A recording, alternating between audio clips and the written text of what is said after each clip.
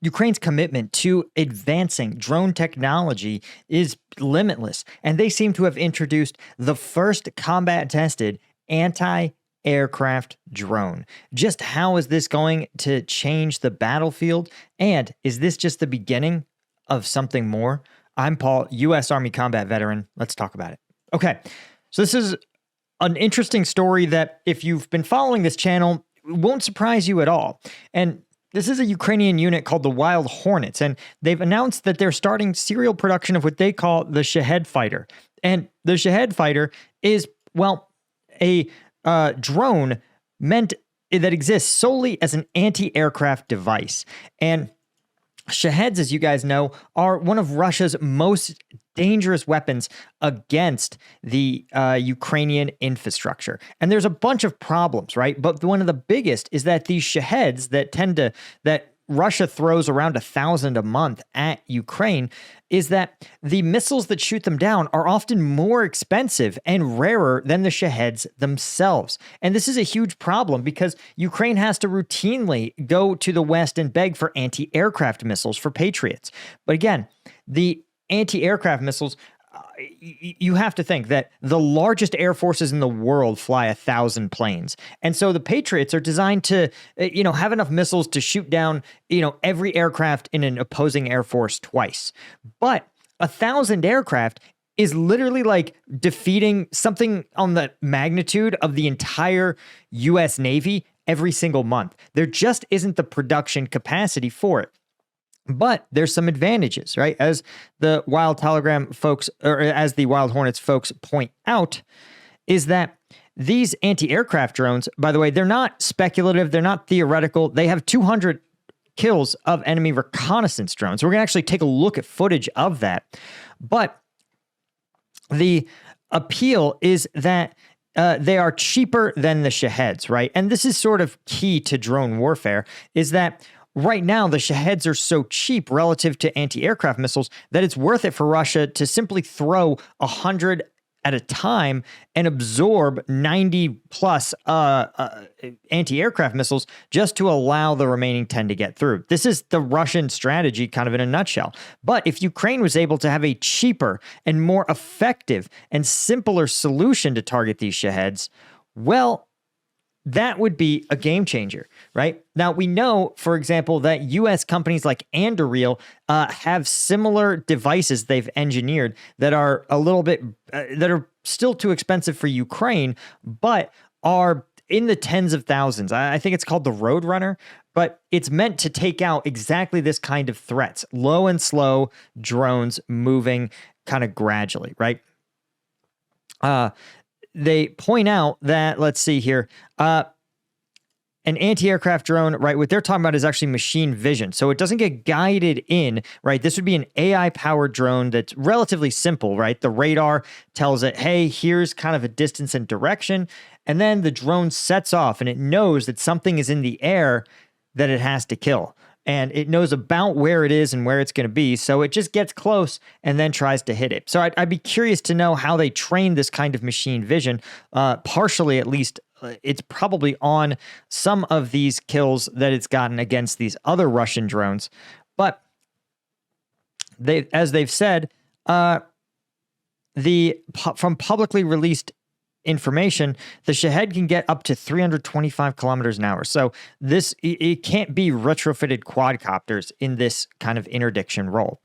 But here's the thing. Before we take a look at the existing kills that the Wild Hornets have gotten, I wanted to mention, of course, if you want to take a look at some of the exclusive combat footage, including drone footage, that is available on combatvetnews.com for members. It's also the best way to support this channel. You guys know that I work tirelessly here to provide you guys neutral, unbiased information about the reality on the ground. That means I don't take money from governments, from major corporations, right? And even when I take sponsorship money, which is very rare, they cannot put any conditions on my videos.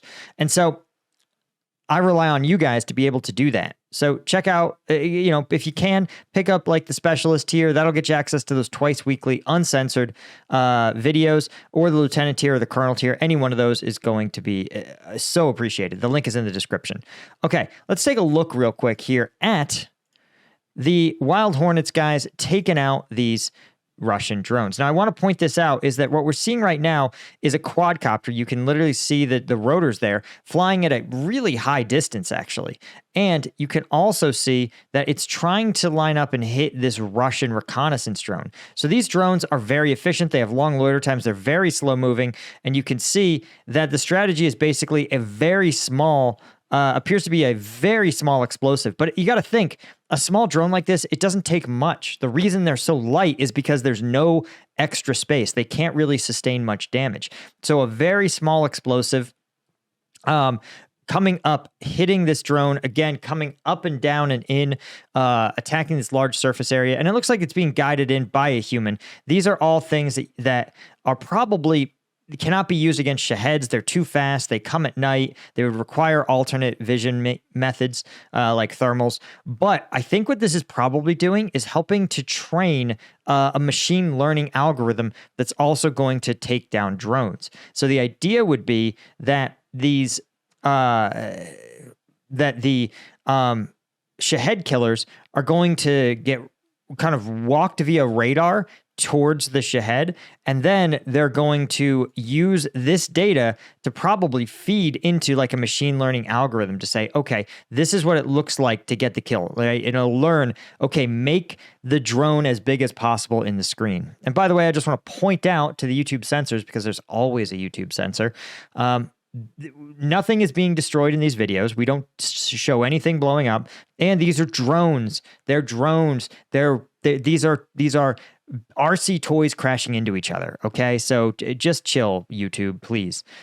And if you want to help me out against the YouTube censors, you can also hit that subscribe button. By the way, that helps. It tells YouTube that I'm a big time creator.